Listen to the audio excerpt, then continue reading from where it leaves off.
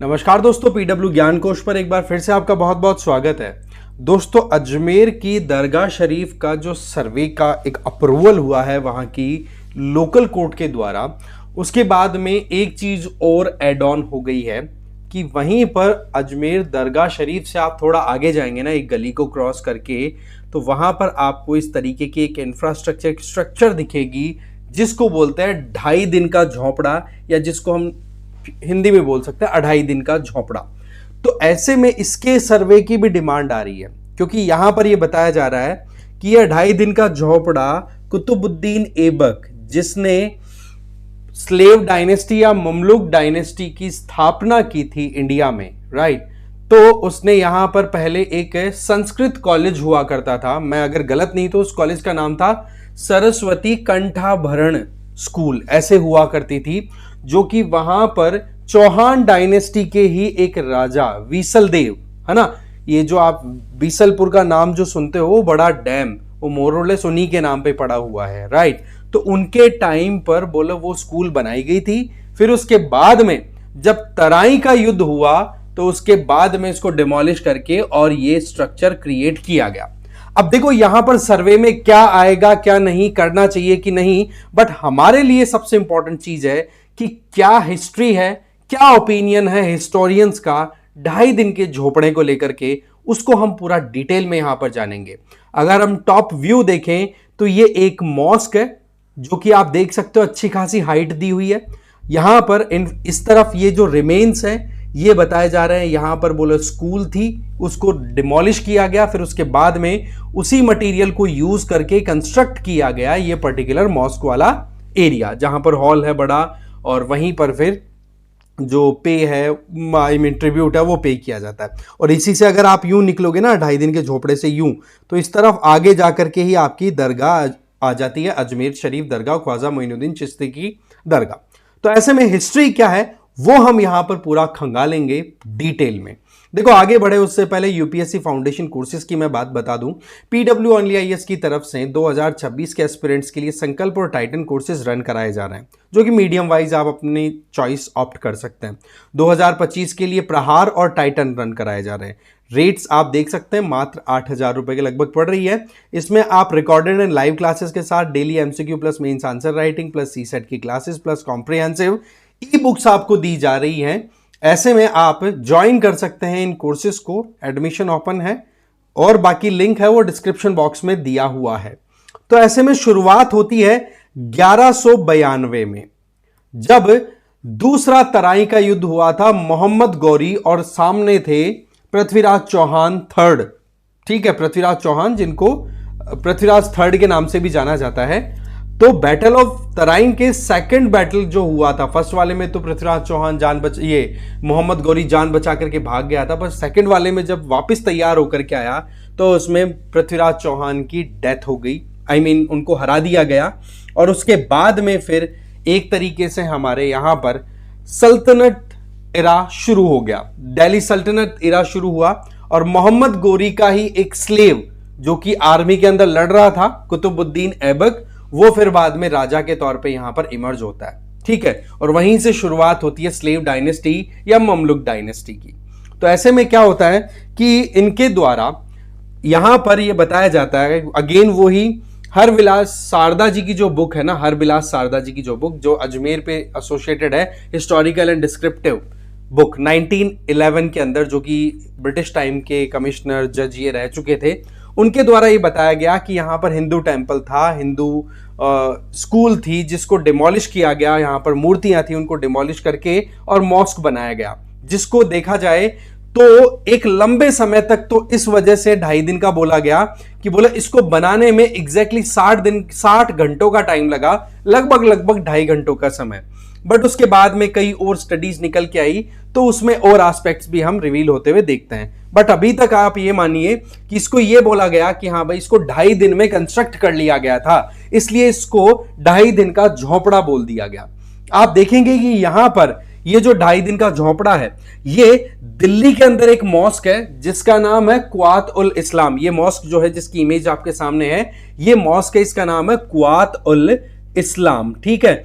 इस मॉस्क के बाद में अगर कंप्लीट होने वाली मेजर मॉन्यूमेंट्स की अगर बात करें इंडिया में इन टर्म्स ऑफ मॉस्क, तो क्वातुल इस्लाम नंबर 1 कंप्लीट मॉस्क हुई थी नॉर्थ इंडिया में, और दूसरे नंबर पर आपका 2.5 दिन का झोपड़ा, जिसको 2.5 दिन का झोपड़ा हम बोल रहे हैं, वो कंप्लीट हुई। इसके अलावा साउथ इंडिया की तरफ जाओगे तो आपको इनसे भी पहले की पुरानी मॉस्क देखने को मिल जाएंगी, क्योंकि वहां पर अरब ट्रेडर्स आते जाते रहते थे, तो उनके इन्फ्लुएंस की वजह से वहां पर मॉस्क पहले बन गई। बट नॉर्थ इंडिया की बात आए तो नंबर 1 पर क्वातुल इस्लाम, नंबर 2 पर आपकी आ गई ये जो 2.5 दिन का झोपड़ा है ये। तो ऐसे में ये अपने आप में देखा जाए तो बहुत ही यूनिक है। इसके अलावा यहां पर ये जो हॉल है, इस पर्टिकुलर हम मॉस्क की बात कर रहे हैं, राइट, यहां पर ये जो बड़ा हॉल है, इस हॉल में फ्रंट के ऊपर बिल्कुल दीवार है ना आगे वाली, उस दीवार के ऊपर कुछ इंस्क्रिप्शंस हैं। एक आइकॉनिक स्क्रीन वॉल डेवलप कराई गई, वो डेवलप कराई थी इल्तुतमिश ने। इल्तुतमिश बेसिकली वो ही अगेन स्लेव डायनेस्टी के ही कुतुबुद्दीन ऐबक और उनके सन इन लॉ, उनके द्वारा डेवलप की गई थी, ठीक है।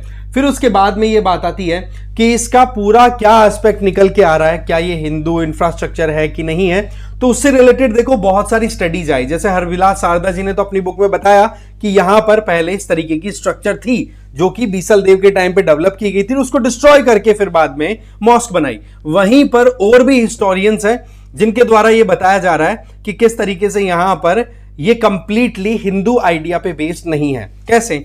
जैसे कि यहां पर आप देख सकते हैं माइकल डब्ल्यू मीस्टर, ठीक है, इनके द्वारा ये बताया गया कि 2 चीजों को हमें यहां पर नोट करना होगा जो कि हमें समझने में हेल्प करेगी कि एक्चुअल में ये इंफ्रास्ट्रक्चर कैसा है। सबसे पहला कि यहां पर हिंदू टेंपल था, उस हिंदू टेंपल के जो पिलर्स थे उनको डिस्ट्रॉय किया गया और उन्हीं पिलर्स का यूज करके फिर बाद में कंस्ट्रक्शन में यूज किया गया। एक ये एविडेंस, और दूसरा ये बोला कि यहां पर जो कंस्ट्रक्शन हुआ था उस कंस्ट्रक्शन में सुपरविजन तो मुस्लिम इन्वेडर्स का था, बट कंस्ट्रक्शन किया किसने था? वो वर्कर्स थे, हिंदू वर्कर्स। तो इनके द्वारा ये बात प्रोविजन किया हुआ है 2.5 डे मॉस्क, जो कि इन्होंने 1972 की ओरिएंटल आर्ट के अंदर अपना पब्लिकेशन दिया था। तो उसके तहत ये बताया कि ये 2 चीजें हमें ध्यान देनी होगी। इसका मतलब ये है कि इनके द्वारा ये पॉइंट हाईलाइट किया गया है कि हमें यहां पर बने हुए पिलर्स पर ध्यान देना होगा। इसके अलावा डिफरेंट लेंटिल्स है जो इस तरीके की स्ट्रक्चर बनी हुई जिसपे सपोर्टिंग रोल प्ले करती है वो इंफ्रास्ट्रक्चर में, राइट, तो उनकी बात कर लो। वहां पर जो कुछ भी है तो एक मिक्स सा दिखाई पड़ता है कि बोलो प्योर हिंदू ट्रेडिशन का तो नहीं आता, बट यस टच जरूर है। तो उसके पीछे एक लॉजिक ये भी बता रहे हैं यहां पर कि भाई कहीं ना कहीं यहां पर वर्कर्स जो थे तो वो हिंदू थे, तो यहां पर इसका थोड़ा सा टच इस वजह से भी हो सकता है।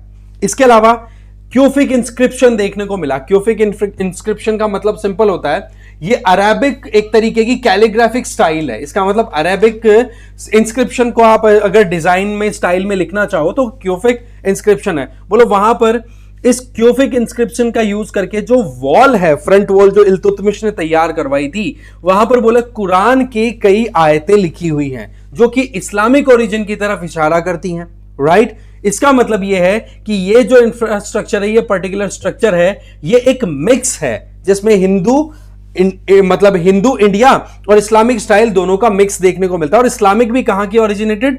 अफगानी और रशियन जो टर्किस्तान वाला एरिया है वहां, सेंट्रल एशियन, बोलो उसका कनेक्ट आपको देखने को मिल जाएगा। फिर हम बात करें कि यहां पर क्या हिंदू कॉलेज था, तो देखो इसके लिए हरविलास शारदा जी ने एक पॉसिबिलिटी और बताई है कि ये जो पर्टिकुलर एरिया जहां पर 2.5 दिन का झोपड़ा मॉस्क बनाई गई थी, ये बेसिकली सेठ वीरम देव काला के समय 660 के समय पंच कल्याण महोत्सव सेलिब्रेट करने के लिए, जो 5 दिन का सेलिब्रेशन होता है जनरली जैन जो मॉन्क्स होते हैं उनकी लाइफ में, बोलो उससे संबंधित ये प्लेस बनाई गई थी। और आप देखेंगे तो इन्होंने एक तरीके से जैन समाज से भी इसको कनेक्ट करने की कोशिश की। फिर आप देखेंगे ईस्ट इंडिया कंपनी के एक ऑफिसर कर्नल जेम्स टॉड, इनकी तो आप देखेंगे ना एक बुक बड़ी फेमस है राजस्थान में, annuls and antiquities of Rajasthan 1829। इस बुक का रेफरेंस देते हुए राजस्थान में तो बहुत ज्यादा देखो क्वेश्चंस आते रहते हैं राजस्थान रिलेटेड क्वेश्चन एग्जाम्स के अंदर। इनके द्वारा यह बताया गया कि 1819 में इनके द्वारा मॉस्क विजिट की गई और इन्होंने कहा, बोलो मुझे कहीं से भी नहीं लगा कि ये कोई जैन टेम्पल था, है ना। बोले ये अगर देखा जाए तो इसमें कहीं ना कहीं हिंदू आर्किटेक्चर का स्कोप ही देखने को ज्यादा मिलता है एज कंपेयर टू जैन। इसका मतलब ये भी कहीं ना कहीं सपोर्ट कर जाते हैं। हरविलास शारदा जी ने भी पहले कह दिया, फिर जैन का भी रेफरेंस यहां पे दे दिया, बट यहां पर एनल्स एंड एंटिक्विटीज के अंदर कर्नल जेम्स टॉड ने यह कह दिया कि कहीं ना कहीं यहां पर अब एक परफेक्ट आप कह सकते हो मिक्स है या फिर अप्रोच दिखाई पड़ती है हिंदू आर्किटेक्चर की। तो ऐसे में ये एक और पॉइंट हाईलाइट हो गया। फिर उसके बाद में आर्कियोलॉजिकल सर्वे ऑफ इंडिया के जो अलेक्जेंडर कनिंगम थे, है ना, उन्होंने ये कहा, जो डायरेक्टर जनरल थे एएसआई के, उन्होंने एक अकाउंट में कहा कि जो मॉस्क है अजमेर की मॉस्क, दैट मीन 2.5 दिन का झोपड़ा, बोले उसमें देखोगे तो ज्यादातर जो पार्ट यूज हुआ था वो हिंदू टेंपल्स को डिमोलिश करके उसका बचा हुआ रिमेन्स था ना, वो यूज करके डेवलप किया गया था। इस तरीके की बातें यहां पर बताई गई, राइट। इसके अलावा यहां पर गॉडेस काली का भी स्केलेटन है, वो मिला है। तो ये फिगर्स हैं, ये एक तरफ इशारा करते हैं। इसके अलावा आर्कियोलॉजिकल सर्वे ऑफ इंडिया ने 1874-75 के टाइम पर ही और इंस्क्रिप्शन को इनको स्टडी करने की कोशिश की, तो बताया ये संस्कृत कॉलेज का ही पार्ट रहा हुआ है। 1153 में चौहान एम्परर विसल देव ने ये बिल्डिंग बनवाई थी, फिर उसको डिमोलिश करके फिर उसके ऊपर मॉस्क बनवाया गया। बोला ऐसा ही कुछ मध्य प्रदेश के धर में भी देखने को मिल रहा है, जहां पर आप देखेंगे कि जो पर्टिकुलर मॉस्क जो डिस्प्यूट में आ रही है ना, उस मॉस्क का नाम ही आप देखेंगे राजा भोजशाला के नाम से वो फेमस है आज भी। तो कहने का मतलब इसके ओरिजिन को लेकर के जो डाउट है ना, उस पे एक बार सर्वे की एक बार फिर से डिमांड की जा रही है। तो ऐसे में हमने देखा कि क्या इसकी हिस्ट्री है। सरस्वती कंठाभरण स्कूल थी, उसके बाद में फिर इसको डिमोलिश करके मॉस्क बनाई गई। वो सारी चीजें देखो सर्वे के बाद में कुछ डिसाइड हो सकती हैं, बट अगेन इन बातों को लेकर के सवाल वही उठेंगे कि भाई यहां पर कम्युनल हार्मोनी को कहीं ना कहीं आप डिस्टर्ब करने की कोशिश कर रहे हो। फिर सवाल ये उठता है कि क्या सवाल करना सही है या गलत, राइट। अब आप लोगों से मैं जाते जाते एक सवाल पूछूंगा कि दिल्ली में सल्तनत डायनेस्टी की, अगर सल्तनत रूल की बात करें तो कुतुबुद्दीन ऐबक के टाइम पे ही शुरुआत हुई थी, जिसको स्लेव डायनेस्टी या ममलुक डायनेस्टी के नाम से बोला गया। तो सल्तनत डायनेस्टी शुरू तो यहां से हो गई। अब आपसे मेरा सवाल यह है कि दिल्ली की लास्ट डायनेस्टी कौन सी थी सल्तनत इरा की, आप मुझे कमेंट बॉक्स में बताएंगे। आई होप आपको ये वीडियो अच्छा लगा होगा। इसी तरीके से इंटरेस्टिंग टॉपिक के साथ एक बार फिर से मिलते हैं। तब तक के लिए जय हिंद, जय Bharat. Thank you very much for watching this video.